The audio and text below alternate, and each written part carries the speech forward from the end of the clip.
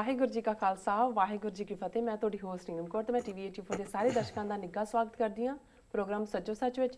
ਰੋਜ਼ਾਨਾ ਦੀ ਤਰ੍ਹਾਂ ਤੁਹਾਡੇ ਤੇ ਸਾਡੇ ਹਰਮਨ ਪਿਆਰੇ ਡਾਕਟਰ ਅਮਰਜੀਤ ਸਿੰਘ ਜੀ ਮੇਰੇ ਨਾਲ ਬੈਠੇ ਹੋਏ ਨੇ। ਆਓ ਨਾਲ ਮਿਲ ਕੇ ਪ੍ਰੋਗਰਾਮ ਸ਼ੁਰੂ ਕਰਦੇ ਹਾਂ ਜੀ। ਡਾਕਟਰ ਸਾਹਿਬ welcome to our show. Thank you ਜੀ ਡਾਕਟਰ ਸਾਹਿਬ, ਅੱਜ 25 ਸਤੰਬਰ 2014 10 ਅੱਸੂ ਨਾਨਕਸ਼ਾਹੀ ਸੰਮਤ 546 ਦਾ ਦਿਨ ਹੈ।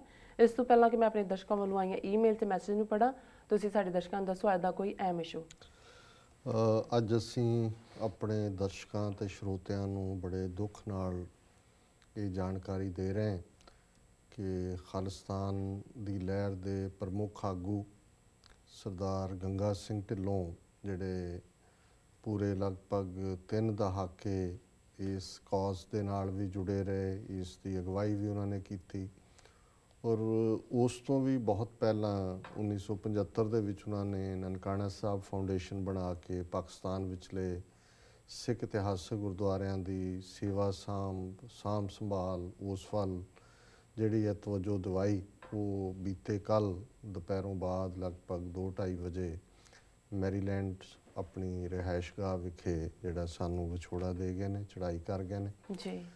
ਪਿਛਲੇ ਲਗਭਗ 3 ਕੁ ਮਹੀਨੇ ਤੋਂ ਉਹ ਕੌਮੇ ਵਿੱਚ ਸਨ, ਹਸਪੀਟਲ ਐਡਮਿਟ ਸਨ ਔਰ ਉਹਨਾਂ ਦੇ ਭਰਾਤਾ ਗੁਰਬਖਸ਼ ਸਿੰਘ ਸਰ ਗੁਰਬਖਸ਼ ਸਿੰਘ ਢਿੱਲੋਂ, ਉਹਨਾਂ ਨਾਲ ਮੇਰਾ ਲਗਾਤਾਰ ਰਾਬਤਾ ਰਿਹਾ ਔਰ ਮੈਨੂੰ ਵੀ ਅੱਜ ਹੀ ਪਤਾ ਲੱਗਾ ਕਿਉਂਕਿ ਕੱਲ੍ਹ ਬੇਸ਼ੱਕ ਉਹਨਾਂ ਨੇ ਚੜ੍ਹਾਈ ਤੋਂ ਦੁਪਹਿਰੋਂ ਬਾਅਦ ਕੀਤੀ 2 ਵਜੇ, ਪਰ ਅੱਜ ਹੀ ਉਹਨਾਂ ਦੀ ਕਾਲ ਵੀ ਆਈ ਔਰ ਬਾਅਦ ਦੇ ਵਿੱਚ ਮੀਡੀਆ ਦੇ ਵਿੱਚ ਵੀ ਇਸ ਬਾਰੇ ਜਿਹੜਾ ਹੈ ਵੇਰਵੇ ਦੇ ਨਾਲ ਕਵਰੇਜ ਆਈ ਜੀ। ਸੋ ਅਸੀਂ ਸਮਝਦੇ ਹਾਂ ਵੀ ਪੰਥਕ ਪਿੜ ਦੇ ਵਿੱਚ ਜਾਂ ਜਿਸ ਨੂੰ ਅਸੀਂ ਸਿਆਸੀ ਵਿਚਾਰਧਾਰਾ ਦੇ ਹਵਾਲੇ ਨਾਲ ਸਿਆਸੀ ਪਿੜ ਵੀ ਕਹਿ ਸਕਦੇ ਹਾਂ, ਉਸ ਦੇ ਵਿੱਚ ਇੱਕ ਤਾਂ ਉਹ ਹੁੰਦੇ ਨੇ ਜਿਹੜੇ ਉਸੇ ਨਿਸ਼ਾਨੇ ਵੱਲ ਤੁਰੇ ਹੁੰਦੇ ਨੇ ਜਿਹਦੇ ਵੱਲ ਤੁਸੀਂ ਤੁਰਦੇ ਹੋ। ਇੱਕ ਖੁੱਲ੍ਹ ਕੇ ਵਿਰੋਧ ਦੇ ਵਿੱਚ ਖਲੋਤੇ ਹੁੰਦੇ ਨੇ ਜਿਹੜੇ ਕਿ ਉਸ ਦਾ ਵਿਰੋਧ ਕਰਦੇ ਨੇ। ਕੁਛ ਜਿਹੜੇ ਨੇ ਉਹ ਦੋਨੋਂ ਪਾਸੇ ਹੀ ਜਿਹੜੇ ਨੇ ਉਹ ਜਾ ਜੁੜਦੇ ਨੇ, ਉਹ ਕਦੇ ਵਿਰੋਧ ਵਾਲਿਆਂ ਨਾਲ ਵੀ ਆ ਜਾਂਦੇ ਨੇ, ਕਦੇ ਸਮਰਥਨ ਵਾਲਿਆਂ 'ਚ ਵੀ ਆ ਜਾਂਦੇ ਨੇ ਜੀ। ਫਿਰ ਇਹ ਵੀ ਜ਼ਰੂਰੀ ਨਹੀਂ ਹੁੰਦਾ ਕਿ ਵੀ ਜਿਸ ਨਿਸ਼ਾਨੇ ਲਈ ਤੁਸੀਂ ਇੱਕ ਸਫ਼ ਦੇ ਵਿੱਚ ਤੁਰ ਰਹੇ ਹੋ ਉਹਦੇ 'ਚ ਵੀ ਤੁਸੀਂ ਹਰ ਚੀਜ਼ ਨਾਲ ਸਹਿਮਤ ਹੋਵੋ। ਬਹੁਤ ਵਾਰੀ ਹਰ ਇੱਕ ਦਾ ਤਰੀਕਾਕਾਰ, ਕਈ ਵਾਰੀ ਸੁਭਾਅ, ਬਿਹੇਵੀਅਰ, ਸ਼ੱਕ ਸ਼ੁਬੇ, ਸ਼ੌਹਰਤ, ਇਹ ਸਾਰੇ ਵੀ ਵੱਖਰੇਵੇਂ ਕਰਦੇ ਨੇ। ਆਪਸ ਦੇ ਵਿੱਚ ਕੁੜਿੱਤਣ ਵੀ ਹੁੰਦੀ ਹੈ, ਕਈ ਵਾਰ ਬਿਆਨਬਾਜ਼ੀ, ਕਈ ਵਾਰ ਘਟੀਆ ਹੱਦ ਤੱਕ ਦੀ ਬਿਆਨਬਾਜ਼ੀ 'ਚ ਵੀ ਜਿਹੜੇ ਹੈ ਅਸੀਂ ਚਲੇ ਜਾਂਦੇ। ਇਹ ਸਾਡਾ ਇੱਕ ਮਾੜਾ ਕਿਰਦਾਰ ਹੈ ਪਰ ਇਹ ਇੱਕ ਹਕੀਕਤ ਹੈ। ਇਹ ਬੇਸ਼ੱਕ ਸਿੱਖ ਸਿਆਸਤ ਦਾ 18ਵੀਂ ਸਦੀ ਦਾ ਪਾਰਟ ਰਿਹਾ ਹੋਏ, 20ਵੀਂ ਸਦੀ 'ਚ ਵੀ ਜਦੋਂ ਹੀ ਅਕਾਲੀ ਖਾਸ ਤੌਰ 'ਤੇ 1920 ਤੋਂ ਜਦੋਂ ਅਕਾਲੀ ਦਲ ਹੋਂਦ 'ਚ ਆਇਆ, ਜਿਹਦੇ ਨਾਲ ਕੋਈ ਸਹਿਮਤ ਨਹੀਂ ਸੀ ਹੁੰਦਾ ਉਸ ਨੂੰ ਉਹ ਕਾਂਗਰਸੀ ਏਜੰਟ ਜਾਂ ਸੈਂਟਰ ਗੌਰਮੈਂਟ ਦਾ ਏਜੰਟ ਐਲਾਨ ਦਿੰਦੇ ਸੀ ਜੀ। ਫਿਰ ਧੂਆਂ ਤਾਰ ਇੱਕ ਦੂਜੇ ਦੇ ਖਿਲਾਫ ਲਿਖਦੇ ਸੀ ਅਤੇ ਫਿਰ ਜਦੋਂ ਕੋਈ ਹੋਰ ਨੈਸੈਸਿਟੀ ਆਉਂਦੀ ਸੀ ਉਹਨਾਂ ਦੀ, ਫਿਰ ਆਪਸ 'ਚ ਜੁੜ ਜਾਂਦੇ ਸੀ। ਫਿਰ ਇਹ ਕਹਿ ਦਿੰਦੇ ਸੀ ਜੀ ਅਸੀਂ ਪੰਥਕ ਹਿੱਤਾਂ ਲਈ ਹੁਣ ਸਿਰ ਜੋੜ ਰਹੇ ਔਰ ਉਹ ਪਿਛਲਾ ਜਿਹੜਾ ਸਾਰਾ ਉਹ ਇੱਕ ਡਿਫਰੈਂਟ ਕਿਸਮ ਦਾ ਹੁੰਦਾ ਸੀ। ਔਰ ਮੈਨੂੰ ਯਾਦ ਹੈ, ਸ਼ਾਇਦ ਮੈਂ ਅੱਗੇ ਵੀ ਇਹ ਮੈਂਸ਼ਨ ਕੀਤਾ ਹੋਏਗਾ, ਡਾਕਟਰ ਸਿੰਥੀਆ ਕੈਪਲੇ ਮਹਿਮੂਦ ਜਿਨ੍ਹਾਂ ਨੇ ਸਾਡੇ ਸੰਘਰਸ਼ ਦੇ ਉੱਤੇ 4-5 ਸਾਲ ਦੀ ਰਿਸਰਚ ਤੋਂ ਬਾਅਦ ਕਿਤਾਬ ਲਿਖੀ fighting for faith and nation, dialogue with Sikh militants. ਜੀ। ਬੇਸ਼ੱਕ ਉਹਨਾਂ ਦਾ ਕੰਮ ਸਿੱਖ ਜੁਝਾਰੂਆਂ ਦੀ ਜਿਹੜੀ ਕੰਟਰੀਬਿਊਸ਼ਨ ਹੈ ਉਸ ਤੱਕ ਹੀ ਸੰਬੰਧਿਤ ਸੀ। ਮੇਰੇ ਨਾਲ ਹੀ ਪਹਿਲਾਂ ਉਹ ਸੰਪਰਕ ਦੇ ਵਿੱਚ ਆਏ ਅਤੇ ਉਹਨਾਂ ਨੂੰ ਮੈਂ ਐਨਕਰੇਜ ਕੀਤਾ। ਮੈਂ ਕਿਹਾ ਜੀ ਅਸੀਂ ਬੇਸ਼ੱਕ ਇੱਕ ਗਰੁੱਪ ਜਾਂ ਇੱਕ ਸਾਈਡ ਦੀ ਨੁਮਾਇੰਦਗੀ ਕਰਦੇ ਹਾਂ, ਹੋਰ ਵੀ ਬਹੁਤ ਸਾਰੀਆਂ ਧਿਰਾਂ ਨੇ ਜਿਹੜੀਆਂ ਸਾਡੇ ਨਾਲ ਸਹਿਮਤ ਨਹੀਂ ਨੇ ਜਾਂ ਸਾਡਾ ਵਿਰੋਧ ਕਰਦੀਆਂ ਪਰ ਹੈ ਖਾਲਿਸਤਾਨੀ ਨੇ ਔਰ ਤੁਸੀਂ ਉਹਨਾਂ ਨੂੰ ਵੀ ਮਿਲੋ, ਉਹਨਾਂ ਨੂੰ ਵੀ ਇੰਟਰਵਿਊ ਕਰੋ ਤਾਂ ਕਿ ਇਹ ਨਾ ਲੱਗੇ ਕਿ ਵੀ ਇਹ ਇੱਕ ਪਾਸੜ ਤੁਹਾਡਾ ਕੰਮ ਹੈ। ਔਰ ਤੁਹਾਡੇ ਕੰਮ ਦੀ ਕ੍ਰੈਡੀਬਿਲਿਟੀ ਲਈ ਵੀ ਔਰ ਵੈਸੇ ਵੀ ਹਰ ਇੱਕ ਦਾ ਇੱਕ ਆਪਣਾ ਨਜ਼ਰੀਆ ਹੈ, ਨੁਕਤਾ ਨਿਗਾਹ ਹੈ। ਸੋ ਉਹਨਾਂ ਨੂੰ ਮੈਂ ਇਨਕਰੇਜ ਕੀਤਾ ਕਿ ਵੀ ਜਿਹੜੇ ਦੂਸਰੇ ਗਰੁੱਪ ਨੇ ਉਹਨਾਂ ਦੇ ਨਾਲ ਵੀ ਉਹ ਮਿਲੇ। 5-4-6 ਮਹੀਨੇ ਮਿਲਦੇ ਰਹੇ ਅੱਡ ਅੱਡ। ਚਲੋ ਕਿਤਾਬ ਦਾ ਪ੍ਰੋਜੈਕਟ ਉਹਨਾਂ ਦਾ ਮੁਕੰਮਲ ਹੋਇਆ ਔਰ ਜਦੋਂ ਆਲਮੋਸਟ ਕਿਤਾਬ ਛਪਣ ਦੇ ਨੇੜੇ ਹੀ ਸੀ ਉਦੋਂ ਇੱਕ ਵਾਰੀ ਮੈਨੂੰ ਡਾਕਟਰ ਸਿੰਥੀਆ ਪੁੱਛਣ ਲੱਗੇ, ਉਦੋਂ ਯੂਨੀਵਰਸਿਟੀ ਆਫ ਮੇਨ ਦੇ ਵਿੱਚ ਸਨ, ਮੈਂ ਉਹਨਾਂ ਨੂੰ ਮਿਲਣ ਗਿਆ ਉੱਥੇ ਜੀ। ਅਤੇ ਮੈਨੂੰ ਉਹ ਕਹਿਣ ਲੱਗਿਆ ਕਿ ਵੀ ਮੈਨੂੰ ਇੱਕ ਗੱਲ ਦੱਸੋ ਵੀ ਤੁਹਾਡੇ ਸਿੱਖਾਂ 'ਚ ਇਹ ਬਿਮਾਰੀ ਕੀ ਹੈ। ਮੈਂ ਕਿਹਾ ਕਹਿੰਦੇ ਜੀ ਮੈਂ ਜਿਸ ਤੁਸੀਂ ਕਹਿੰਦੇ ਮੈਨੂੰ ਐਨਕਰੇਜ ਕੀਤਾ ਵੀ ਮੈਂ ਮਿਲਾਂ, ਮੈਂ ਸਾਰਿਆਂ ਨੂੰ ਮਿਲੀ ਹਾਂ, ਤੇ ਜਿਸ ਇੱਕ ਗਰੁੱਪ ਜਾਂ ਇੱਕ ਸੱਜਣ ਨੂੰ ਮੈਂ ਮਿਲਦੀ ਹਾਂ ਉਹ ਦੂਸਰਿਆਂ ਬਾਰੇ ਇਹ ਕਹਿੰਦਾ ਵੀ ਇਹ ਇੰਡੀਅਨ ਏਜੰਟ ਨੇ, ਕਿ ਵੀ ਇਹ ਸਰਕਾਰੀ ਨੇ ਬੰਦੇ, ਔਰ ਕਹਿੰਦੇ ਸਾਰਿਆਂ ਨੇ ਹੀ ਇੱਕ ਦੂਜੇ ਬਾਰੇ ਇਸ ਕਿਸਮ ਦੇ ਜਿੰਨੇ ਤੁਹਾਡੇ ਗਰੁੱਪ ਨੇ ਉਹਨਾਂ ਨੇ ਇਲਜ਼ਾਮ ਲਾਏ ਹੈ ਵੀ ਤੁਹਾਨੂੰ ਬਿਮਾਰੀ ਕੀ ਹੈ ਜੀ। ਤੇ ਮੈਂ ਉਹਨਾਂ ਨੂੰ, ਮੈਨੂੰ ਤਾਂ ਪਤਾ ਸੀ ਕਿ ਵੀ ਇਹ ਬਿਮਾਰੀ ਤਾਂ ਬੜੀ ਡੂੰਘੀ ਹੈ, ਹੁਣ ਮੈਂ ਇਹਨਾਂ ਨੂੰ ਕੀ ਦੱਸਾਂ ਵੀ ਇਹ ਕੀ ਬਿਮਾਰੀ ਹੈ। ਤੇ ਮੈਂ ਉਹਨਾਂ ਨੂੰ ਕਿਹਾ ਜੀ ਗੱਲ ਇਹ ਹੈ ਵੀ ਅਸੀਂ 17ਵੀਂ 18ਵੀਂ ਸਦੀ ਤੋਂ ਹੀ ਹਕੂਮਤ ਦੇ ਖਿਲਾਫ, ਸਰਕਾਰ ਦੇ ਖਿਲਾਫ, ਜਿਹੜਾ ਜ਼ਾਹਰ ਹੈ ਵੀ ਸਰਕਾਰ ਦਾ ਤਖਤ ਦਿੱਲੀ 'ਚ ਹੈ, ਸੈਂਟਰ ਆਫ ਪਾਵਰ ਦਿੱਲੀ ਹੈ ਜੀ, ਉਹਨਾਂ ਦੇ ਖਿਲਾਫ ਅਸੀਂ ਲੜਦੇ ਰਹੇ, ਅੱਜ ਵੀ ਲੜ ਰਹੇ। ਸੋ ਇਹ ਇੱਕ ਮੈਂ ਕਿਹਾ ਕਿ ਸਾਡਾ ਸਿਆਸੀ ਤਰੀਕਾ ਹੁੰਦਾ ਹੈ। ਜੇ ਮੈਂ ਕਿਹਾ ਕਿ ਜਦੋਂ ਹੁਣ ਆਮ ਬੰਦੇ ਲੜਦੇ ਨੇ, ਪਹਿਲਾਂ ਕੋਈ ਇੱਕ ਗਾਲ ਕੱਢਦਾ ਹੈ, ਫਿਰ ਉਹ ਤੋਂ ਭਾਰੀ ਕੱਢਦਾ, ਫਿਰ ਉਹ ਤੋਂ ਭਾਰੀ ਕੱਢਦਾ, ਫਿਰ ਮੈਂ ਕਿਹਾ ਜਦੋਂ ਸਾਰੀਆਂ ਮੁੱਕ ਜਾਣ ਫਿਰ ਉਹਨੇ ਕੁਛ ਨਾ ਕੁਛ ਐਸਾ ਕਹਿਣਾ ਹੁੰਦਾ। ਮੈਂ ਕਿਹਾ ਸਾਡੇ ਜਦੋਂ ਬਾਕੀ ਗੱਲਾਂ ਮੁੱਕ ਜਾਂਦੀਆਂ ਤਾਂ ਉਹਨੂੰ ਸਰਕਾਰੀ ਏਜੰਟ ਕਹਿ ਦਿੰਦੇ। ਸੋ ਮੈਂ ਕਿਹਾ ਵੀ ਇਹ ਇੱਕ ਤਰੀਕੇ ਨਾਲ ਇਹ ਵੀ ਇੱਕ ਨਫ਼ਰਤ ਦਾ ਇਜ਼ਹਾਰ ਹੈ ਕਿ ਜਿਹੜਾ ਵੀ ਗਰੁੱਪ ਭਾਵੇਂ ਦੂਜੇ ਨਾਲ ਸਹਿਮਤ ਨਹੀਂ ਹੈ ਪਰ ਉਹ ਸਰਕਾਰ ਨੂੰ ਨਫ਼ਰਤ ਕਰਦਾ ਹੈ, ਇੰਡੀਅਨ ਗਵਰਨਮੈਂਟ ਦੇ ਅਗੇਂਸਟ ਹੈ ਉਹ, ਜਾਂ ਇੰਡੀਅਨ ਸਿਸਟਮ ਦੇ ਅਗੇਂਸਟ ਹੈ, ਇਸ ਲਈ ਉਹ ਉਹਨੂੰ ਜਿਹੜਾ ਨੇ ਸਰਕਾਰੀ ਗਰਦਾਨ ਦਿੰਦੇ ਨੇ ਜੀ। ਸੋ ਉਹਨੇ ਖੈਰ ਸਮਾਈਲ ਕਰਕੇ ਕਿਹਾ ਕਿ ਵੀ you have explanation for everything. ਉਹ ਵੀ ਲਾਈਟਰ ਵੇਨ 'ਚ ਸੀ, ਪਰ ਮੈਂ ਇਹ ਸਾਰੀ ਕਹਾਣੀ ਇਸ ਲਈ ਕਹੀ ਹੈ ਕਿ ਵੀ ਇਹ ਜ਼ਰੂਰੀ ਨਹੀਂ ਹੈ ਕਿ ਇਸ ਸਾਰੇ ਪੀਰੀਅਡ 'ਚ ਅਸੀਂ ਜਿਹੜੇ ਇਸ ਫੀਲਡ ਦੇ ਵਿੱਚ ਆਏ ਲੀਡਰਸ਼ਿਪ ਰੋਲ 'ਚ ਰਹੇ, ਜਿਵੇਂ ਸਰ ਗੰਗਾ ਸਿੰਘ ਢਿੱਲੋਂ ਜਿਹੜੇ ਸਾਡੇ ਤੋਂ ਜੁਦਾ ਹੋਏ ਨੇ, ਵੀ ਉਹਨਾਂ ਨਾਲ ਅਸੀਂ ਹਰ ਗੱਲ 'ਤੇ ਸਹਿਮਤ ਹੋਏ ਹੋਈ ਹੈ। ਮੇਰੀਆਂ ਕੁਛ ਗੱਲਾਂ ਬਾਰੇ ਉਹਨਾਂ ਬਾਰੇ ਰਿਜ਼ਰਵੇਸ਼ਨ ਸਨ, ਉਹਨਾਂ ਦੀਆਂ ਵੀ ਜ਼ਰੂਰ ਹੋਣਗੀਆਂ, ਲੇਕਿਨ ਕਦੇ ਇਸ ਗੱਲ ਨੂੰ ਮੈਂ ਮੱਦੇ ਨਜ਼ਰ ਨਹੀਂ ਰੱਖਦਾ ਜਦੋਂ ਮੈਂ ਓਵਰਆਲ ਕਿਸੇ ਇਸ ਤੋਂ ਪਹਿਲਾਂ ਇਸੀ ਈਵਨ ਡਾਕਟਰ ਜਗਜੀਤ ਸਿੰਘ ਚੌਹਾਨ ਦੇ ਹਵਾਲੇ ਨਾਲ ਵੀ ਦੇਖਦੇ ਕਿ ਵੀ ਬਹੁਤੀਆਂ ਸਫਾਂ ਦੇ ਵਿੱਚ ਉਹਨਾਂ ਨੂੰ ਜਿਹੜਾ ਉਹ ਏਜੰਸੀਆਂ ਦਾ ਹੀ ਬੰਦਾ ਐਲਾਨਦੇ ਰਹੇ, ਗਰਦਾਨਦੇ ਰਹੇ, ਲੇਕਿਨ ਕਈ ਜਿਹੜੇ ਨੇ ਮੈਂ ਇਹ ਸਮਝਦਾ ਵੀ ਹਰ ਸ਼ਖਸੀਅਤ ਦਾ ਜਿਹੜਾ ਹੈ ਉਹ ਕੰਮ ਕਰਨ ਦਾ ਢੰਗ ਕਈ ਵਾਰੀ ਡਿਫਰੈਂਟ ਹੁੰਦਾ, ਕਈ ਵਾਰੀ ਹੋ ਸਕਦਾ ਕਈਆਂ ਦੀ ਕ੍ਰੈਡੀਬਿਲਿਟੀ ਵੀ ਅੰਡਰ ਜਿਹੜੀ ਹੈ ਉਹ ਡਾਊਟ ਹੁੰਦੀ ਹੋਏ, ਪਰ ਮੈਂ ਇਹ ਸਮਝਦਾ ਵੀ ਗੁਰੂ ਸਾਹਿਬਾਨ ਨੇ ਸਾਨੂੰ ਇਹ ਕ੍ਰਾਈਟੇਰੀਆ ਦਿੱਤਾ ਹੈ ਕਿ ਜਿਹਦੇ 'ਚ ਅਸੀਂ ਜਿਹੜੀ ਸਾਂਝ ਹੈ ਉਹ ਗੁਣਾਂ ਦੀ ਕਰਨੀ ਹੈ ਜੀ, ਕਿ ਵੀ ਗੁਰੂ ਸਾਹਿਬ ਨੇ ਸਾਨੂੰ ਯਾਦ ਕਰਵਾਇਆ ਕਿ ਵੀ ਗੁਣਾਂ ਦੀ ਸਾਂਝ ਕਰੋ ਤੇ ਔਗਣ ਛੱਡ ਦਿਓ। ਸੋ ਮੈਂ ਸਮਝਦਾ ਵੀ ਔਰ ਜਦੋਂ ਖਾਸ ਤੌਰ 'ਤੇ ਬੰਦਾ ਤੁਰ ਜਾਂਦਾ ਹੈ ਉਸ ਤੋਂ ਬਾਅਦ ਤਾਂ ਕੋਈ ਕਮਜ਼ੋਰ ਗੱਲ ਵੱਲ ਤੁਹਾਡਾ ਧਿਆਨ ਜਾਂਦਾ ਹੀ ਨਹੀਂ ਹੈ। ਔਰ ਮੈਂ ਇਹ ਸਮਝਦਾ ਹਾਂ ਵੀ ਸਰ ਗੰਗਾ ਸਿੰਘ ਢਿੱਲੋਂ ਉਹਨਾਂ ਨੇ ਜਿਸ ਜ਼ਮਾਨੇ 'ਚ 1975 ਦੇ ਵਿੱਚ ਨਨਕਾਣਾ ਸਾਹਿਬ ਫਾਊਂਡੇਸ਼ਨ ਬਣਾ ਕੇ ਪਾਕਿਸਤਾਨ ਵਿਚਲੇ ਇਤਿਹਾਸਕ ਗੁਰਦੁਆਰਿਆਂ ਦੀ ਸਾਂਭ ਸੰਭਾਲ ਵੱਲ ਗੱਲ ਤੋਰੀ, ਇਹ ਉਹ ਪੀਰੀਅਡ ਸੀ ਕਿ ਇੰਡੀਅਨ ਗਵਰਨਮੈਂਟ ਦੀ ਕੋਈ ਦਿਲਚਸਪੀ ਨਹੀਂ ਸੀ ਕਿ ਪਾਕਿਸਤਾਨ ਵਿਚਲੇ ਗੁਰਦੁਆਰਿਆਂ, ਹਾਲਾਂਕਿ ਨਹਿਰੂ ਲਿਆਕਤ ਅਲੀ ਪੈਕਟ ਹੋਇਆ 1950 'ਚ, ਜਿਹਦੇ ਥੱਲੇ ਇਹ ਸੀ ਕਿ ਜੀ 4 ਜਥੇ ਜਿਹੜੇ ਨੇ 4 ਵਾਰ ਸਾਲ ਦੇ ਵਿੱਚ ਜਥੇ ਜਾਣਗੇ। ਗੁਰੂ ਨਾਨਕ ਸਾਹਿਬ ਦੇ ਪ੍ਰਕਾਸ਼ ਪੁਰਬ ਤੇ 1000 ਸਿੱਖਾਂ ਦਾ ਜਥਾ, ਮਹਾਰਾਜਾ ਰਣਜੀਤ ਸਿੰਘ ਦੀ ਬਰਸੀ ਵੇਲੇ 500 ਦਾ, ਔਰ 500 ਦਾ ਜਿਹੜਾ ਹੈ ਉਹ ਗੁਰੂ ਅਰਜਨ ਸਾਹਿਬ ਦੇ ਸ਼ਹੀਦੀ ਪੁਰਬ ਮੌਕੇ, ਔਰ 1000 ਦਾ ਜਥਾ ਵਿਸਾਖੀ ਦੇ ਮੌਕੇ। ਸੋ ਕੁੱਲ 3000। ਉਹ ਵੀ ਸ਼੍ਰੋਮਣੀ ਕਮੇਟੀ ਦਾ ਜਥਾ ਜਾਂਦਾ ਸੀ, ਆਪਣੇ ਨਾਲ ਰਾਗੀ ਭਾਈ ਲੈ ਜਾਂਦਾ ਸੀ। ਉੱਥੇ ਕੋਈ ਪ੍ਰੋਪਰ ਪ੍ਰਕਾਸ਼ ਵੀ ਨਹੀਂ ਸੀ ਹੁੰਦਾ ਗੁਰਦੁਆਰਾ, ਕਿਉਂਕਿ ਸਿੱਖ ਤਾਂ ਆਲਮੋਸਟ ਸਾਰੇ ਹੀ ਆ ਗਏ ਸੀ ਇੱਧਰ। ਉੱਥੇ ਚਾਦਰ ਵਿਛਾ ਲੈਂਦੇ ਸੀ ਗੋਲਕ ਦੇ ਉੱਤੇ, ਮੱਥਾ ਟੇਕਿਆ, ਦੀਵਾਨ ਹੋਇਆ, ਚਾਦਰ ਬੰਨੀ ਲੈ ਕੇ ਆ ਜਾਂਦੇ ਸੀ, ਗੱਲ ਉੱਥੇ ਹੀ ਮੁੱਕ ਜਾਂਦੀ ਸੀ।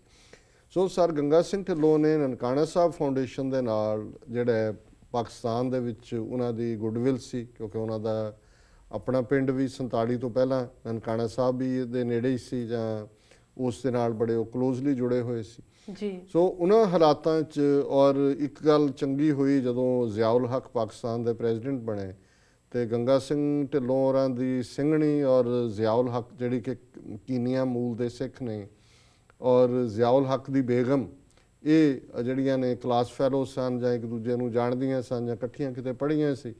ਸੋ ਉਸ ਹਵਾਲੇ ਨਾਲ ਇਹਨਾਂ ਦਾ ਆਉਣ ਜਾਣ ਵੀ ਸ਼ੁਰੂ ਹੋ ਗਿਆ। ਉਸ ਦੇ ਨਾਲ ਜਿਹੜਾ ਮੈਂ ਸਮਝਦਾ ਵੀ ਜੇ ਅੱਜ 1998-99 ਤੱਕ ਪਹੁੰਚਦੇ ਹਾਂ, ਪਾਕਿਸਤਾਨ ਸਿੱਖ ਗੁਰਦੁਆਰਾ ਪ੍ਰਬੰਧਕ ਕਮੇਟੀ ਹੋਣ ਦੇ ਵਿੱਚ ਆਈ ਨਵਾਜ਼ ਸ਼ਰੀਫ ਦੇ ਵੇਲੇ, ਔਰ ਹੁਣ ਉੱਥੇ ਜਿਹੜੇ ਨੇ ਸਾਰਾ ਸਾਲ ਭਰ ਸਿੱਖ ਜਾਂਦੇ ਨੇ, ਵੀਜ਼ਿਆਂ ਦਾ ਸਿਲਸਿਲਾ ਕਾਫੀ ਜਿਹੜਾ ਉਹ ਰਿਲੈਕਸ ਹੋਇਆ, ਔਰ ਗੁਰਦੁਆਰੇ ਜਿਹੜੇ ਨੇ ਨਵੇਂ ਖੁੱਲ੍ਹੇ ਨੇ, ਗੁਰਦੁਆਰਾ ਸੱਚਾ ਸੌਦਾ ਰਿਪੇਅਰ ਕਰਕੇ ਸੰਗਤਾਂ ਦੇ ਦਰਸ਼ਨਾਂ ਲਈ ਖੁੱਲ੍ਹਿਆ, ਕਰਤਾਰਪੁਰ ਸਾਹਿਬ ਖੁੱਲ੍ਹਿਆ, ਹੋਰਨਾਂ ਦੇ ਉੱਤੇ ਵੀ ਕੰਮ ਚੱਲ ਰਿਹਾ ਹੈ। ਜੀ ਸੋ ਮੈਂ ਸਮਝਦਾ ਹਾਂ ਵੀ ਇਸ ਦਾ ਕ੍ਰੈਡਿਟ ਸਰ ਗੰਗਾ ਸਿੰਘ ਢਿੱਲੋਂ ਨੂੰ ਜਾਂਦਾ ਹੈ ਕਿ ਉਹਨਾਂ ਨੇ, ਅਸੀਂ ਤਾਂ ਅਰਦਾਸ ਕਰਨ ਤੱਕ ਹੀ, ਸ਼੍ਰੋਮਣੀ ਕਮੇਟੀ ਦਾ ਵੀ ਕੋਈ ਬਹੁਤਾ ਜ਼ੋਰ ਨਹੀਂ ਸੀ ਚੱਲਦਾ, ਕਿਉਂਕਿ ਇੰਡੀਅਨ ਗਵਰਨਮੈਂਟ ਨੂੰ ਵੀ ਇਹ ਸੂਟ ਕਰਦਾ ਸੀ ਕਿ ਸਿੱਖਾਂ ਮੁਸਲਮਾਨਾਂ ਦੇ ਕੋਈ ਨੇੜਲੇ ਸੰਬੰਧ ਨਾ ਬਣਨ। ਉਹਨਾਂ ਨੂੰ ਇਹ ਰਿਹਾ ਜੀ ਦੇਖੋ ਸਾਡੇ ਗੁਰਦੁਆਰਿਆਂ ਦੀ ਸਾਂਭ ਸੰਭਾਲ ਨਹੀਂ ਹੈ, ਕੰਧਾਂ ਡਿੱਗ ਪਈਆਂ ਨੇ, ਦੂਜਾ ਹੋ ਰਿਹਾ, ਔਰ ਇਹਨਾਂ ਦਾ ਆਪਸੀ ਰਾਬਤਾ ਨਾ ਹੋਏ। ਸੋ ਕਿਉਂਕਿ sir Ganga Singh Dhillon US citizen ਸਨ, ਇਸ ਲੈਵਲ ਤੇ ਉਹਨਾਂ ਨੇ ਕਮਿਊਨੀਕੇਸ਼ਨ ਖੋਲ੍ਹੀ ਔਰ ਉਹਨਾਂ ਦੇ ਅੱਛੇ ਸੰਬੰਧ ਸਨ। ਚੌਧਰੀ ਸ਼ੁਜਾਤ, ਦੂਜੇ ਉਹਨਾਂ ਦੇ ਬਜ਼ੁਰਗਾਂ ਦੇ ਵੇਲੇ ਤੋਂ ਇਹਨਾਂ ਦੇ ਬਜ਼ੁਰਗ ਇੱਕ ਦੂਜੇ ਨੂੰ ਜਾਣਦੇ ਸੀ। ਸੋ ਇਹ ਇੱਕ ਗੁੱਡਵਿਲ ਸੀ ਜਿਹਦੇ ਥੱਲੇ ਮੈਂ ਸਮਝਦਾ ਵੀ ਜਿੱਥੇ ਅੱਜ ਪਾਕਿਸਤਾਨ ਦੇ ਗੁਰਦੁਆਰਿਆਂ ਦੀ ਸਾਂਭ ਸੰਭਾਲ ਦਾ ਜਿੱਥੇ ਤੱਕ ਗੱਲ ਪਹੁੰਚੀ ਹੈ, ਉਹਦੀ ਸ਼ੁਰੂਆਤ ਸਰਦਾਰ ਗੰਗਾ ਸਿੰਘ ਢਿੱਲੋਂ ਨੇ ਕੀਤੀ ਔਰ ਉਹਨਾਂ ਦਾ ਇਹ ਜਿਹੜਾ ਡਿਊ ਹੈ ਉਹ ਅਸੀਂ ਉਹਨਾਂ ਨੂੰ ਦਿੰਦੇ। ਫਿਰ ਦੂਸਰਾ ਪਾਰਟ ਮੈਂ ਸਮਝਦਾ ਵੀ ਕੁਝ ਚੀਜ਼ਾਂ ਪਾਰਟ ਆਫ ਦਾ ਹਿਸਟਰੀ ਹੈ, ਤੁਸੀਂ ਕਿਸੇ ਨਾਲ ਸਹਿਮਤ ਹੋ ਨਹੀਂ ਹੋ, ਇਹ ਪਾਰਟ ਨਹੀਂ ਹੁੰਦਾ। ਹੁਣ 1981 ਦੇ ਵਿੱਚ ਜਿਹੜੀ ਹੈ ਸਿੱਖ ਐਜੂਕੇਸ਼ਨਲ ਕਾਨਫਰੰਸ ਚੰਡੀਗੜ੍ਹ ਦੇ ਵਿੱਚ ਹੋਈ। ਸਿੱਖ educational conference chief Khalsa Diwan ਦੀ ਬਾਡੀ ਜਿਹਦੇ ਥੱਲੇ ਖਾਲਸਾ ਕਾਲਜ, ਖਾਲਸਾ ਸਕੂਲ, ਇਹ ਸਾਰਾ ਨੈਟਵਰਕ ਹੈ ਜੀ, ਉਹ ਚੰਡੀਗੜ੍ਹ ਦੇ ਵਿੱਚ ਉਹਨਾਂ ਨੇ ਰੱਖੀ।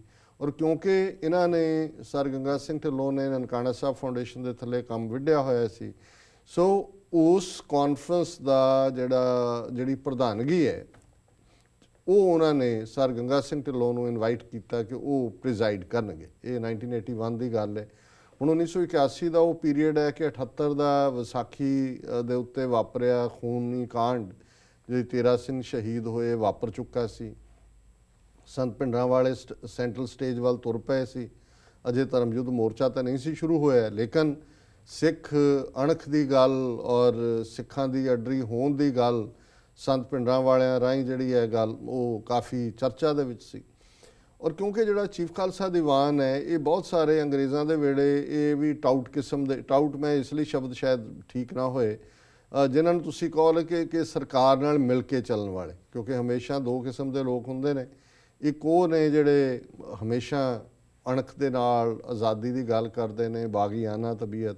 ਸੋ ਅਕਾਲੀ ਦਲ ਪੋਲੀਟੀਕਲ ਪਾਰਟੀ ਦੇ ਤੌਰ ਤੇ ਇੱਕ ਬਾਗੀਆਨਾ ਸੀ, ਮਹੰਤਾਂ ਤੋਂ ਗੁਰਦੁਆਰੇ ਲੈਣ ਤੋਂ ਇਲਾਵਾ ਵੀ ਉਹ ਮੇਨ ਸਟ੍ਰੀਮ ਕਾਂਗਰਸ ਦੇ ਨਾਲ ਰਲ ਗਏ ਜੀ, ਅੰਗਰੇਜ਼ਾਂ ਨੂੰ ਕੱਢਣਾ। ਸੋ ਉਹਨਾਂ ਦੀ ਇੱਕ ਵੱਖਰੀ ਲਾਈਨ ਚਲੀ ਗਈ।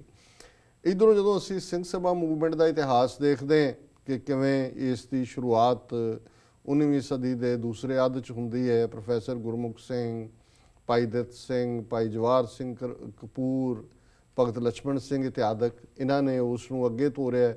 ਖਾਲਸਾ ਕਾਲਜ ਅੰਮ੍ਰਿਤਸਰ 1892-93 'ਚ ਬਣਿਆ, ਖਾਲਸਾ ਸਕੂਲ ਬਣੇ।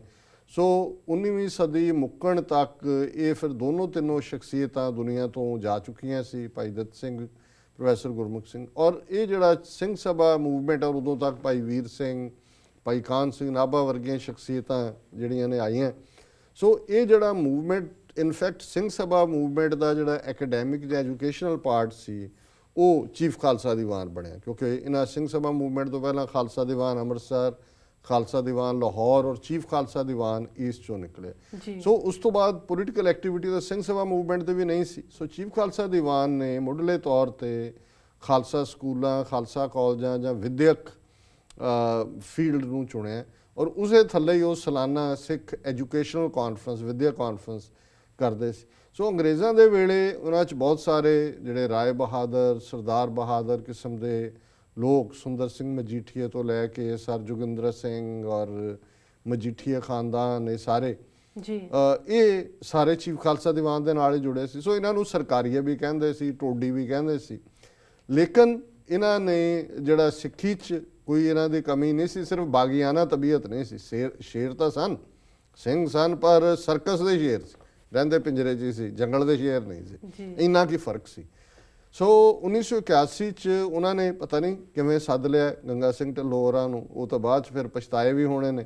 ਔਰ ਉਸ ਕਾਨਫਰੰਸ ਚੰਡੀਗੜ੍ਹ ਦੀ 'ਚ ਜਦੋਂ ਉਹਨਾਂ ਨੇ ਪ੍ਰਧਾਨਗੀ ਆਪਣਾ ਦਿੱਤਾ ਭਾਸ਼ਣ ਗੰਗਾ ਸਿੰਘ ਢਿੱਲੋਂ ਹੋਰਾਂ ਨੇ, ਔਰ ਉਹਨਾਂ ਨੇ ਬੜੇ ਜ਼ੋਰ ਦੇ ਨਾਲ ਇਹ ਕਿਹਾ, ਸ਼ਾਇਦ ਮਤਾ ਵੀ ਰੱਖਿਆ ਜਾਂ ਪਾਸ ਹੋਇਆ ਕਿ ਸਿੱਖ ਇੱਕ ਵੱਖਰੀ ਕੌਮ ਨੇ।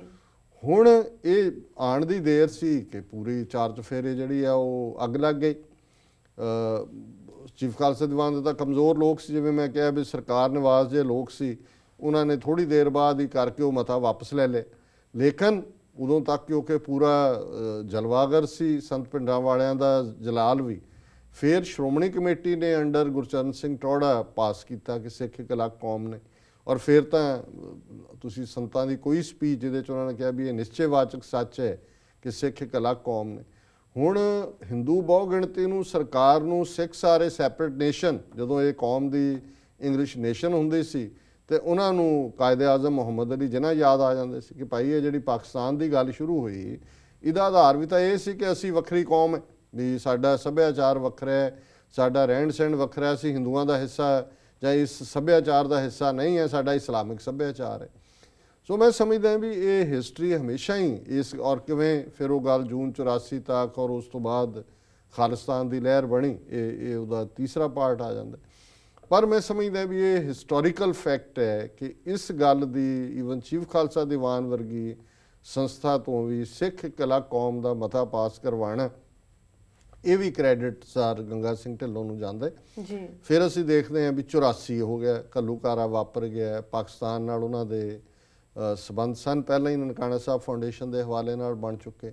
ਫਿਰ ਉਹਨਾਂ ਨੇ ਜਿਹੜਾ ਉੱਥੇ ਇੱਕ ਕਮਿਊਨੀਕੇਸ਼ਨ ਵੀ ਰੱਖੀ, ਪਰ ਉਹ ਪੀਰੀਅਡ ਜਿਹੜਾ ਉਹਨਾਂ ਦਾ ਫਿਰ ਕਿਸੇ ਹੱਦ, ਹਾਂ ਅਮਰੀਕਾ ਦੇ ਵਿੱਚ ਜਿਹੜੀ ਹੈ WSO ਬਣੀ ਜੀ, ਵਰਲਡ ਸਿੱਖ ਆਰਗੇਨਾਈਜੇਸ਼ਨ, ਇੱਥੇ ਮੈਡੀਸਨ ਸਕੁਆਇਰ ਗਾਰਡਨ 'ਚ ਹੀ ਵੱਡਾ ਇਕੱਠ ਹੋਇਆ, ਜਨਰਲ ਭੁੱਲਰ ਆ ਗਿਆ ਸੀ ਔਰ ਇਹ ਪ੍ਰਧਾਨ ਵੀ ਰਹੇ ਗੰਗਾ ਸਿੰਘ ਢਿੱਲੋਂ ਵਰਲਡ ਸਿੱਖ ਆਰਗੇਨਾਈਜੇਸ਼ਨ ਦੇ। ਕਿਉਂਕਿ ਮੈਂ ਉਹਦਾ ਚਸ਼ਮਦੀਦ ਨਹੀਂ ਹੈ ਇਸ ਲਈ ਮੈਂ ਉਸ ਪੀਰੀਅਡ ਦੇ ਉੱਤੇ ਕੋਈ ਕਾਮੈਂਟ ਨਹੀਂ ਕਰਾਂਗਾ, ਲੇਕਿਨ ਉਹ ਇੱਕ ਉਭਾਰ ਵੀ ਸੀ ਕਿਉਂਕਿ ਗੰਗਾ ਸਿੰਘ ਢਿੱਲੋਂ ਉਸ ਦੇ ਪ੍ਰਧਾਨ ਆਪਣੀ ਪੁਰਾਣੀ ਕਾਰਗੁਜ਼ਾਰੀ ਕਰਕੇ ਬਣੇ। ਪਰ ਫਿਰ ਜਿਹੜਾ ਉਹਨਾਂ ਦਾ ਕੰਮ ਕਰਨ ਦਾ ਢੰਗ ਸੀ ਜਾਂ ਦੂਸਰਿਆਂ ਦੇ ਨਾਲ ਸਹਿਚਾਰ ਸੀ ਜਾਂ ਜੁਝਾਰੂ ਜਥੇਬੰਦੀਆਂ ਦੇ ਨਾਲ ਪਿੱਛੇ ਉਹਨਾਂ ਦਾ ਕਿਸ ਕਿਸਮ ਦੀ ਸੀ, ਮੈਂ ਉਸ ਬਾਰੇ ਵੇਰਵੇ ਨਾਲ ਨਹੀਂ ਜਾਣਦਾ।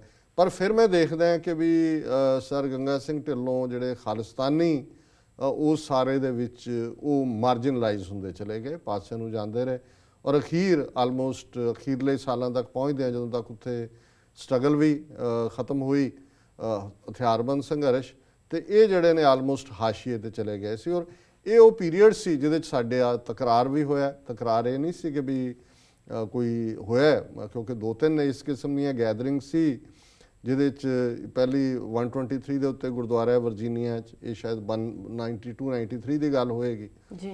ਉਹਦੇ 'ਚ ਮੈਂ ਉਦੋਂ ਕੈਲੀਫੋਰਨੀਆ ਬੇਸ ਸੀ, ਮੈਨੂੰ ਬੋਲਣ ਲਈ ਉਹਨਾਂ ਨੇ ਸੱਦਿਆ ਹੋਇਆ ਸੀ। ਸਰ ਢਿੱਲੋਂ ਮੇਰੇ ਤੋਂ ਪਹਿਲਾਂ ਬੋਲੇ, ਉਹਨਾਂ ਨੇ ਕੁਛ ਗੱਲਾਂ ਐਸੀਆਂ ਕਹੀਆਂ ਕਿਉਂਕਿ ਉਦੋਂ ਜੁਝਾਰੂ ਲਹਿਰ ਪੂਰੇ ਜੋਬਨ ਦੇ ਉੱਤੇ ਸੀ ਔਰ ਅਸੀਂ ਉਹਨਾਂ ਦੀ ਨੁਮਾਇੰਦਗੀ ਕਰਦੇ ਸੀ।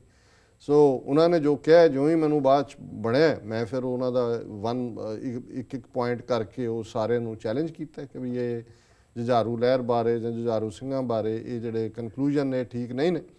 ਸੋ ਜ਼ਾਹਰ ਹੈ ਉਹਨਾਂ ਨੂੰ ਚੰਗਾ ਨਹੀਂ ਲੱਗਾ ਕਿਉਂਕਿ ਉਹ ਉਸ ਵੇਲੇ ਬੜੇ ਕਦਾਵਰ ਸਨ ਔਰ ਉਹਨਾਂ ਨੂੰ ਇੱਕ ਬਜ਼ੁਰਗ ਵੀ ਸਨ, ਤਾਂ ਉਹਨਾਂ ਨੂੰ ਲੱਗਾ ਵੀ ਇੱਕ ਛੋਕਰਾ ਜਿਹਾ ਆ ਕੇ ਜਿਹੜਾ ਉਹ ਚੈਲੰਜ ਕਰ ਰਿਹਾ। ਪਰ ਕਿਉਂਕਿ ਇਹ ਗੱਲ ਹਮੇਸ਼ਾ ਹੀ ਅਸੀਂ ਇਹਨੂੰ ਕਦੇ ਵੀ ਪਰਸਨਲ ਨਹੀਂ ਲਿਆ, ਉਹਦਾ ਰੀਜ਼ਨ ਹੈ ਕਿ ਵੀ ਅਸੀਂ ਤਾਂ ਕਾਜ਼ ਦੀ ਨੁਮਾਇੰਦਗੀ ਕਰਦੇ ਹਾਂ ਔਰ ਉਸ ਦੇ ਲਈ ਜਿੱਥੇ ਵੀ ਸਾਨੂੰ ਲੱਗੇਗਾ ਕਿ ਕੋਈ ਲਾਈਨ ਸਾਡੀ ਮੁੱਖ ਧਾਰਾ ਤੋਂ ਹਟਵੀਂ ਹੈ ਉਸ ਨੂੰ ਅਸੀਂ ਚੈਲੰਜ ਕਰਾਂਗੇ।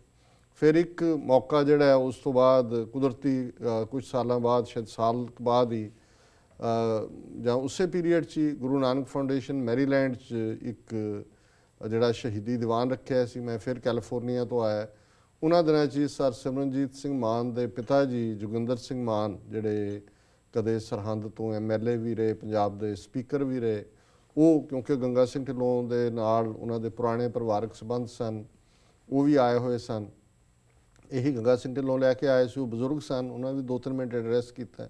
ਉੱਥੇ ਫਿਰ ਢਿੱਲੋਂ ਸਾਹਿਬ ਨੇ ਇਸ ਕਿਸਮ ਦੀ ਕੋਈ ਗੱਲ ਕਹੀ ਔਰ ਉਸ ਤੋਂ ਬਾਅਦ ਹੀ ਮੇਰਾ ਬੋਲਣ ਦਾ ਟਾਈਮ ਸੀ, ਫਿਰ ਉਹੀ ਲਾਈਨ ਰਹੀ। ਔਰ ਮੈਨੂੰ ਯਾਦ ਹੈ ਕਿ ਜਿਹੜਾ, ਹਾਲਾਂਕਿ ਪਤਾ ਨਹੀਂ ਉਹ ਕਦੋਂ ਦਾ ਸ਼ੇਅਰ ਸੀ, ਲੇਕਿਨ ਜਿਹੜਾ ਇਹ ਸ਼ੇਅਰ ਮੇਰੀ ਯਾਦ 'ਚ ਉਤਰਿਆ ਔਰ ਉਸ ਇਕੱਠ ਦੇ ਵਿੱਚ ਵੀ ਮੈਂ ਕਿਹਾ ਔਰ ਬਾਅਦ ਜਦੋਂ ਕੁਲਦੀਪ ਨਈਅਰ ਦੇ ਨਾਲ ਆਰਗੂਮੈਂਟ ਹੋਇਆ ਸ਼ਿਕਾਗੋ ਦੇ ਵਿੱਚ ਅਨੰਦਪੁਰ ਦੇ ਮਤੇ ਦਾ, ਉਹ ਲੈ ਕੇ ਆਇਆ ਸੀ, ਉਦੋਂ ਵੀ ਮੈਂ ਇਸ ਨੂੰ ਦੁਹਰਾਇਆ। ਔਰ ਮੈਨੂੰ ਕਿਉਂਕਿ ਹੁਣ ਮੇਰੇ ਸਾਹਮਣੇ ਉਹ ਸਾਰੇ ਸੀਨ ਇੱਕ ਇੱਕ ਕਰਕੇ ਆ ਰਹੇ ਨੇ ਵਾਪਸ, ਤੇ ਉਹਦੇ 'ਚ ਮੈਂ ਉਹਨਾਂ ਨੂੰ ਕਿਹਾ ਸੰਬੋਧਨ ਕਰਦੇ ਹਾਂ ਕਿ ਵੀ ਤੂੰ ਇਧਰ ਉਧਰ ਕੀ ਬਾਤ ਨਾ ਕਰ, तू ये बता कि काफिला क्यों लुटा, ये राह जनी की बात नहीं, तेरी रहबरी का सवाल है। क्योंकि ਜ਼ਾਹਰਾ ਤੌਰ ਦੇ ਉੱਤੇ ਇਹ 올ਡਰ ਜਨਰੇਸ਼ਨ ਲੀਡਰਸ਼ਿਪ ਰੋਲ 'ਚ ਸੀ 80s ਦੇ ਵਿੱਚ, ਤੇ ਜਦੋਂ ਇਹਨਾਂ ਨੇ ਜੁਝਾਰੂ ਲਹਿਰ ਜਾਂ ਦੂਜਿਆਂ 'ਚ ਨੁਕਸ ਕੱਢੇ ਤਾਂ ਫਿਰ ਮੈਨੂੰ ਇਹ ਉਹਨਾਂ ਨੂੰ ਕਹਿਣਾ ਪਿਆ ਕਿ ਵੀ ਤੁਸੀਂ ਰਹਿਬਰ ਸੀ, ਜੇ ਰਾਹ ਜਨਾਂ ਨੇ ਲੁਟੇਰਿਆਂ ਨੇ ਕਾਫਲੇ ਨੂੰ ਲੁੱਟ ਲਿਆ ਤੇ ਫਿਰ ਜ਼ਿੰਮੇਵਾਰੀ ਤੋਂ ਤੁਸੀਂ ਨਹੀਂ ਬਚ ਸਕਦੇ, ਕਿਉਂਕਿ ਤੁਸੀਂ ਰਹਿਬਰ ਸੀ। ਤੁਸੀਂ ਜੇ ਉਹਨੂੰ ਡਿਫੈਂਡ ਨਹੀਂ ਕਰ ਸਕੇ, ਤੁਸੀਂ ਦੱਸੋ ਕਿ ਵੀ ਇਹ ਕਾਫਲਾ ਕਿਉਂ ਲੁੱਟਿਆ ਜੀ। ਔਰ ਜ਼ਾਹਰ ਹੈ ਵੀ ਇਹ ਗੱਲ ਵੀ ਪਸੰਦ ਨਹੀਂ ਆਈ, ਔਰ ਕਿਉਂਕਿ ਸੰਗਤ ਨੇ ਤਾਂ ਚਲੋ ਜੋ ਹੁੰਦਾ ਹੈ ਉਹ ਫੈਕਟਸ ਦੇ ਸਾਹਮਣੇ ਫੈਕਟਸ ਹੀ ਹੁੰਦੇ ਨੇ। ਔਰ ਇੱਕ ਕਿਉਂਕਿ ਤੀਸਰੀ ਵਾਰੀ ਫਿਰ ਕੁਛ ਇਸ ਉਦੋਂ ਸਰ ਸਿਮਰਨਜੀਤ ਸਿੰਘ ਮਾਨ ਖੁਦ ਆਏ ਹੋਏ ਸੀ, ਅਮਰੀਕਾ ਦੇ ਆਏ, ਅਸੀਂ ਉਹਨਾਂ ਦੇ ਨਾਲ ਮੈਂ 2 ਹਫ਼ਤੇ ਗੁਜ਼ਾਰੇ। ਅਸੀਂ ਨੈਸ਼ਨਲ ਪ੍ਰੈਸ ਕਲੱਬ 'ਚ ਪ੍ਰੈਸ ਕਾਨਫਰੰਸ ਵੀ ਕੀਤੀ, ਫਿਰ ਇੱਕ ਗੁਰਦੁਆਰਾ ਸਾਹਿਬ 'ਚ ਜਿੱਥੇ ਕਿ ਕੁਛ ਇਸ ਕਿਸਮ ਦੀ ਗੱਲ ਜਿਹੜੀ ਹੈ ਮੂਵਮੈਂਟ ਦੇ ਹਵਾਲੇ ਨਾਲ ਆਈ। ਸੋ ਮੈਨੂੰ ਉਹਨਾਂ ਨੂੰ ਫਿਰ ਜਿਹੜਾ ਉਸੇ ਅੰਦਾਜ਼ ਦੇ ਵਿੱਚ ਹੀ ਜਿਹੜਾ ਉਹ ਕੁਛ ਕਹਿਣਾ ਪਿਆ। ਸੋ ਇਹ ਜਿਹਨੂੰ ਮੈਂ ਸਵੀਟ ਐਂਡ ਸਾਵਰ ਮੈਮਰੀਜ਼ ਕਹਿੰਦੇ ਨੇ, ਇਹਦੇ 'ਚ ਕੋਈ ਉਹਨਾਂ ਨੂੰ ਮੈਂ ਛੋਟਾ ਦਿਖਾਉਣ ਦਾ ਨਹੀਂ ਹੈ ਮੇਰੇ ਲਈ। ਜਦੋਂ ਮੈਨੂੰ ਪਤਾ ਹੀ ਲੱਗਾ, ਅੱਜ ਮੇਰਾ ਮਨ ਜਿਹੜਾ ਉਹ ਵਿਰਾਗ ਦੇ ਵਿੱਚ ਵੀ ਸੀ, ਕਿਉਂਕਿ ਤੁਸੀਂ ਜਿਨ੍ਹਾਂ ਨੂੰ ਦੇਖਿਆ ਹੁੰਦਾ ਵੀ ਇਸੇ ਹੀ ਰਾਹ ਦੇ ਨੇ, ਰਹਿਬਰ ਨੇ। ਅਸੀਂ ਯੰਗਰ ਡੇਜ਼ 'ਚ ਜਦੋਂ ਅਮਰੀਕਾ ਦੇ ਹਵਾਲੇ ਨਾਲ ਨਾਂ ਪੜ੍ਹਦੇ ਸੀ, ਜੀ ਮੂਵਮੈਂਟ ਚੱਲ ਰਹੀ ਹੈ, ਤਾਂ 2 ਹੀ ਨਾਂ ਸਨ ਜਿਹੜੇ 80s ਦੇ ਵਿੱਚ ਚਰਚਾ ਦਾ ਵਿਸ਼ਾ ਸੀ, ਜਗਜੀਤ ਸਿੰਘ ਚੌਹਾਨ ਇੰਗਲੈਂਡ ਦੇ ਹਵਾਲੇ ਨਾਲ, ਸਰ ਗੰਗਾ ਸਿੰਘ ਢਿੱਲੋਂ ਅਮਰੀਕਾ ਦੇ ਹਵਾਲੇ ਨਾਲ ਜੀ। ਸੋ ਇਹ ਸਾਰੇ ਪਾਰਟ ਦੇ ਨਾਲ ਉਹਨਾਂ ਨੂੰ, ਔਰ ਲਾਸਟ ਟਾਈਮ ਜਦੋਂ ਮੈਂ ਉਹਨਾਂ ਦੀ ਝਲਕ ਦੇਖੀ, ਹਾਲਾਂਕਿ ਜਦੋਂ ਉਹ ਬਿਮਾਰ ਸਨ, ਮੈਂ ਇੱਛਾ ਜ਼ਾਹਰ ਕੀਤੀ ਸੀ ਉਹਨਾਂ ਦੇ ਬ੍ਰਦਰ ਨਾਲ ਕਿ ਮੈਂ ਆਉਣਾ ਚਾਹੁੰਦਾ, ਪਰ ਉਹਨਾਂ ਨੇ ਕਿਹਾ ਕਿ ਵੀ ਉਹ ਕਿਉਂਕਿ ਕੌਮੇ 'ਚ ਨੇ, ਬੜੇ ਉਸ ਯੂਨਿਟ 'ਚ ਨੇ ਜਿਹਦੇ 'ਚ ਈਵਨ ਫੈਮਿਲੀ ਮੈਂਬਰਸ ਨੂੰ ਵੀ ਉਹ ਅਲਾਓ ਨਹੀਂ ਕਰਦੇ। ਔਰ ਉਹਦੇ 'ਚ ਔਰ ਇਹ ਮੇਰੀ ਡਿਜ਼ਾਇਰ ਹੀ ਰਹੀ ਕਿ ਮੈਂ ਉਹਨਾਂ ਦੇ ਅਖੀਰਲਾ ਜਿਹੜਾ ਉਹਨਾਂ ਨੂੰ ਫਤਿਹ ਬੁਲਾ ਸਕਦਾ। ਤੇ ਲਾਸਟ ਟਾਈਮ ਇਸ ਤੋਂ ਬਾਅਦ ਇੱਕ ਵਾਰ ਇੱਕ ਇਕੱਠ ਫਿਲਾਡੈਲਫੀਆ ਦੇ ਵਿੱਚ ਉੱਥੋਂ ਦੇ ਉਦਮੀ ਨੌਜਵਾਨਾਂ ਨੇ ਰੱਖਿਆ।